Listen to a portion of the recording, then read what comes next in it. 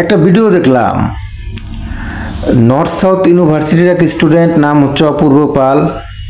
এই অসভ্য কোরআন শরীফকে পদদলিত করতেছে এবং ভিডিও করছে। এই অসভ্যকে কি করা উচিত ভাই, আপনারাই বলেন। আমাদের দেশে মুসলমান, হিন্দু, বৌদ্ধ, খ্রিস্টান, উপজাতি, বিভিন্ন ধর্ম বর্ণ গোষ্ঠীর লোকজন এই দেশে বসবাস করে। আসলে বয়সটাও আমার কম হয় নাই, মোটামুটি 40 ছুঁই ছুঁই। আমি এই বয়সে শুধু দেখলাম বারবার কোরআনকে অবমাননা করা হয়। আপনারা কি বলতে পারবেন যে এই পর্যন্ত কেউ হিন্দুদের গীতাকে কেউ পদদলিত করছে বা অবমাননা করছে? বলতে পারবেন? আমি মনে হয় পারবেন না।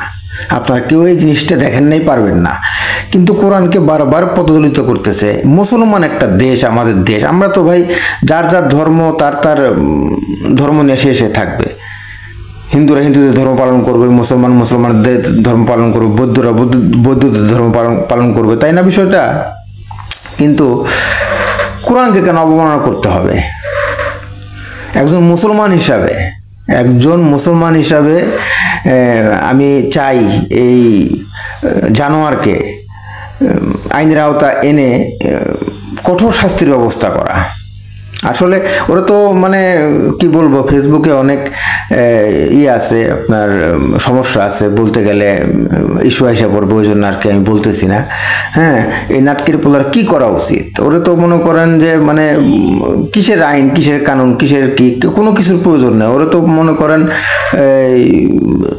লটকায় রাখা উচিত ছিল শাহবাগের মোড়ে, তাই না ভাই? বিষয়টা কেন, কি অপরাধ বলেন? মুসলমানদের এই পবিত্র কোরআন শরীফের কি অপরাধ? এটাকে পদদলিত করতে হবে কেন? এটাকে অবমাননা করতে হবে কেন? এটাকে অসম্মান করতে হবে কেন?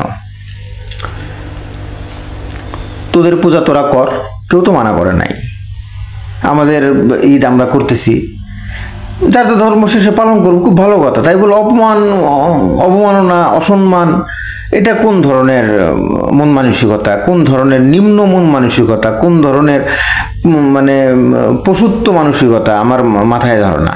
এটা কি করা উচিত আপনারা একবার বলেন তো ভাই, আপনারাই বলেন, এটা কি করা উচিত? এই অপূর্ব পালকে কি করা উচিত? ওরা দেখলাম পুলিশ অ্যারেস্ট করছে, কোর্টে তুলবে, কিছুদিন পর জামিন হয়ে যাবে। এটা আবার অবমাননা করবে। এখন দেখা গেছে এক হিন্দুরা যদি এখন মনে করেন যে মাইরা মুইরা নাক নুক ভস্কায়া ফেলাইতো, তাইলে মনে করেন যে নিউজ হয়ে যেত কি যে সংখ্যালঘু নির্যাতন।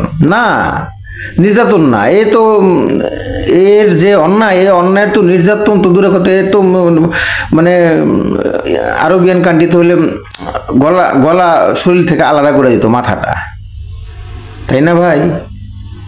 অন্যায়ের একটা মানে থাকে, নির্দিষ্ট সীমারেখা থাকে। এটা তো সীমারেখার বাইরে চলে গেছে এই শুয়োর। তো আমি ভিডিওর মাধ্যমে বলতেছি, এই জানোয়ারকে কঠোর শাস্তির আওতায় আনা হোক, যেন শুধু হিন্দু না, যেন কোনো ধর্মের কোনো লোক অন্য কোনো ধর্মকে অসম্মান না করে। এটা একটা মেসেজ চলে যাক এই শাস্তির মাধ্যমে। খুব খারাপ লাগছে ভাই, আমি একজন মুসলমান হিসেবে জিনিসটা নিতে পারতেছি না। কেন মুসলমানদের এই আমাদের কোরআনকে অবমাননা করা হয়, পায়ে পিষতে হবে কেন ভাই? আপনারা কমেন্ট বক্সে বলে যাবেন ও শাস্তিটা কি হতে পারে।